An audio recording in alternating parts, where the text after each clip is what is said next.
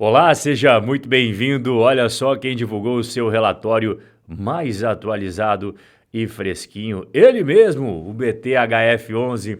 E como você viu ali, eu fiz toda a análise para você e vou te entregar só aquilo que você precisa saber, só o filezão mignon a partir de agora. Este é o relatório mais fresquinho que foi publicado dia 1º de setembro. E para ficar registrado aí, hoje é dia 12 de setembro, uma sexta-feira à noite. Pera lá, Robizão, você tá querendo me dizer que tá sexta à noite trabalhando para mim?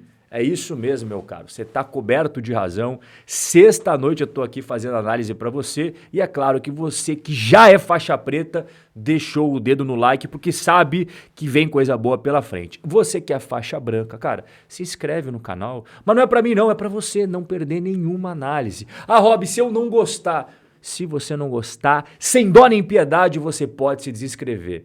Combinado? Eu vou entrar de sola aqui nos dividendos. O último pagamento foi hoje. Olha só que maravilha, sextou com dividendos na conta, 9 centavos por cota. Isso significa um dividend yield mensal acima dos mágicos 1% que o pessoal tanto gosta, 1,07% ao mês. Será que isso é muito? Vamos descobrir agora, porque eu vou colocar na tabelinha comparativa de todos os fundos imobiliários híbridos que estão na nossa lupa aqui na melhor research do Brasil, a RC. Aqui você tá vendo, meu caro, o quanto que ele está pagando, olha só. Pega o quarto lugar, mais de 13% ao ano. Quando a gente vai para os descontos, aí ele melhora uma posição no ranking e pega a medalha de bronze. Tá pagando bastante dividendo e tá descontado na bolsa. No entanto, ele recebe a bolinha amarela porque sim, tem fundos imobiliários híbridos que estão conseguindo pagar mais dividendos e estão mais descontados, igual você está vendo aqui embaixo. Mas hoje o nosso bate-papo é sobre o BTHF. E é agora que a gente vai mergulhar de cabeça nas novidades aí do seu relatório. A gestão comenta que durante o último mês eles venderam 70 milhões de reais em fundos imobiliários e desde que houve aquela fusão entre o BCFF e o BTHF já foram 417 milhões de reais em desinvestimentos. Uma boa parte foi reinvestida em operações de crédito. Daqui a pouco, inclusive, eu vou mostrar para você como é que está a composição atualizada da carteira deste fundo imobiliário. Tem a parte de CRIs, tem a parte de fundos imobiliários, vou mostrar tintim por tintim. Aguenta aí! Enquanto isso, a gente vai seguindo aqui, analisando juntinhos o que a gestão comentou. O foco do fundo continua bem definido. Seguimos priorizando crédito estruturado de qualidade. Então, tá claro aqui que o foco são CRIs. Cristalino aos olhos do investidor. Este daqui é o foco total. Agora, não significa que não vai investir em fundos imobiliários negociados na bolsa. Eles têm, inclusive, estão realizando vendas oportunistas, reciclando posições. Daqui a pouco a gente vai conferir como é que está essa carteira. Prosseguindo aqui com a nossa análise, eles trazem um balanço da fusão entre o BCFF e o BTHF. Já faz um ano, meu amigo, como o tempo passa. E aqui eles trouxeram os highlights, aquilo que eu quero destacar para você sem enrolação. Então, primeiro ponto, aumento do dividend yield. Antes da incorporação, o BCFF distribuía 7 centavos por cota e a cota patrimonial era 9,33, igual você está vendo na sua tela. Isso dava um dividend yield de 9%. Pois bem, após a incorporação, o BTHF passou a distribuir mais de 9 centavos por cota e a cota patrimonial subiu para 10,09, o que representa, claro, por sua vez, aí um dividend yield triscando 11%.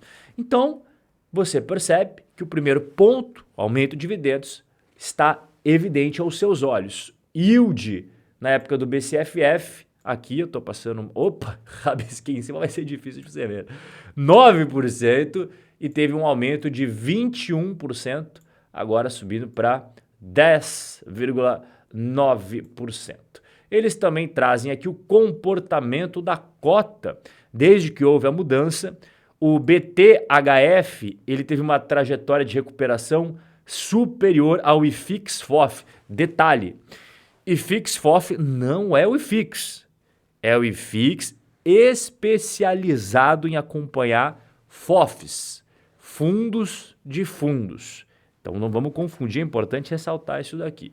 Então ele entregou dividendos maiores do que antes e também performou melhor do que o benchmark que a gestão colocou aqui, certo? Eu escolheria o IFIX tradicional, mas eles colocaram o FOF, tudo bem, cada um faz do jeito que considera melhor. Eu sou um mero analista, eu não sou o gestor. Então, para finalizar o antes e o depois, a gestão traz aqui BTHF, a taxa interna de retorno acumulado, mais de 15% ao ano. A simulação do BCFF, caso não fosse incorporado, estaria bem pior, né? 2,1% de TIR. E o IFIX, aí eles trazem o IFIX tradicional. É por isso que eu fiquei meio confuso. Uma hora IFIX FOF, outra hora IFIX tradicional. Eu usaria o IFIX para tudo, mas enfim.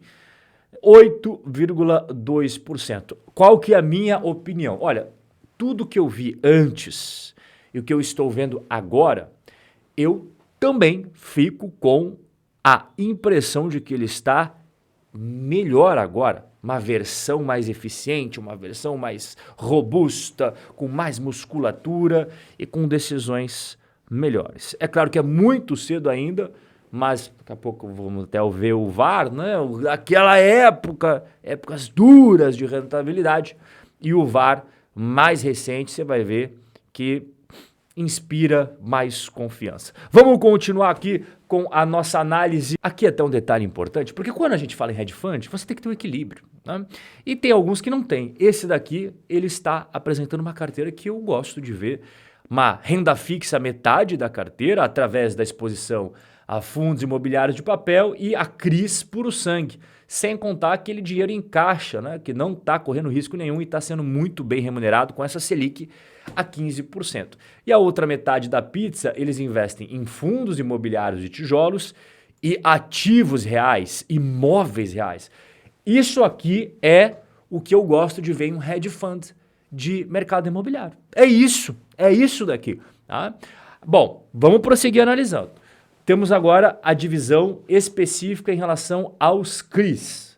Veja só, também eles separam metade da pizza atrelada ao CDI, e aí a taxa da carteira CDI mais 2,5, uma taxa bacana, e a outra metade aqui é IPCA. Eu nem vou considerar o IGPM, porque o IGPM é só 2%, então não vai fazer a menor diferença o IGPM.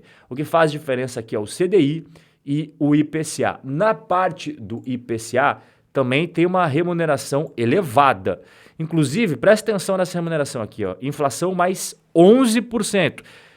Eu vou deixar no final aqueles pontos de atenção, isso daqui já é um ponto de atenção, não existe almoço grátis no mercado. Então, se a taxa está bem puxada para cima, saiba que tem mais risco embutido aqui, sim, senhor. Depois a gente fala mais sobre isso. Prosseguindo, aqui você está vendo duration dos CRIs. Você sabe o que é duration? Se você não sabe, fica tranquilo que eu vou te explicar agora. Vem no quadro negro do Robizão. Duration é a métrica de prazo médio do fluxo de pagamentos de um título de renda fixa. Rob, não entendi nada. Nos CRIs, a duration, ela mede quanto tempo, em média, o investidor vai levar para receber o dinheiro, juros e amortizações. E por que isso importa nos CRIs? Olha, existem vários pontos aqui de importância, mas o fundamental é a sensibilidade. Então, quando você pega durations até 3 anos, que nós consideramos curta, menos risco de oscilação. Então, taxa Selic sobe, taxa Selic cai, tem problemas, o mercado oscila, ele não vai sofrer tanto. Mas é claro, também tem menor potencial de ganho de marcação mercado. Aí quando você vai para 3 a 6 anos, já tem um maior equilíbrio entre previsibilidade e exposição. E durations mais longas, acima de 6 anos, maior sensibilidade, sofre mais com alta de juros.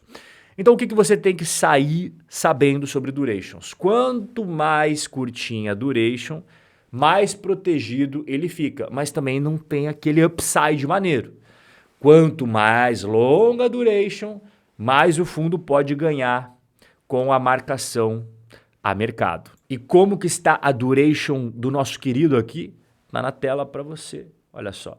Então, 12%, bem curtinho, aí prazos mais intermediários ali, 52%, e maior que 4 anos, cerca de 36%.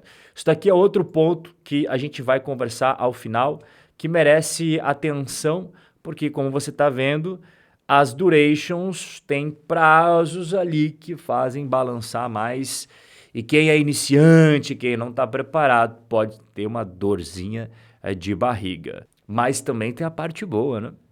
Que numa eventual queda da taxa Selic, mas vamos prosseguir, daqui a pouco a gente chega lá. Aqui você está vendo todos os CRIs que ele possui na carteira, e aqui são os fundos imobiliários que ele possui na carteira. E eu me deparei com o seguinte, tá vendo que está destacado em amarelo? Ó? BTG Hotéis, BTG Shoppings, BTG Escritórios, isso daqui, BTG Crédito Imobiliário, tá vendo? Ó? Tudo são fundos do BTG. E o BTHF, é claro, é do BTG. Então eu somei a participação, aqui destacado em amarelinho, ó, somei todas elas e deu quanto? Deu 19%, tá? Do PL.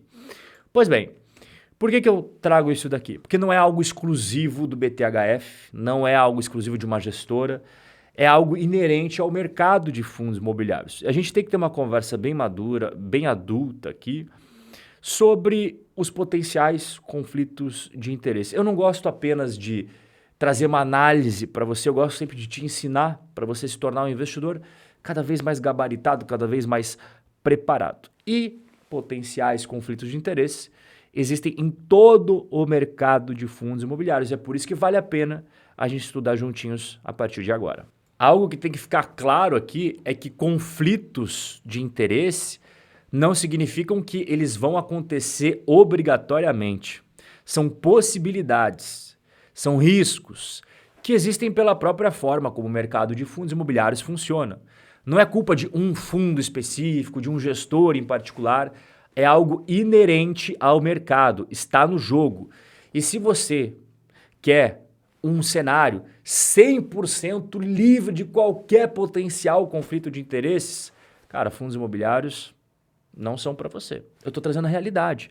Então é importante você ver o mercado como ele é, uma visão madura, adulta, preparada para o mundo real. E não uma ilusão, uma fantasia de que, olha esse fundo, esse gestor. Eu estou trazendo aqui para você entender como que o mercado funciona, entender que ele não é perfeito e a partir disso você está melhor preparado para encarar as coisas como elas são. Então, eu trago aqui alguns exemplos de conflitos de interesse que acontecem no mercado brasileiro. Começar aqui com a autonegociação. O gestor pode comprar cotas de outro fundo que ele mesmo administra, inflando a liquidez artificialmente. Temos também o viés da decisão. O gestor priorizar salvar ou valorizar fundos da própria casa, em vez de buscar o melhor ativo para o cotista. Temos a dupla cobrança de taxas. O cotista paga taxa no fundo investido e novamente no fundo comprador.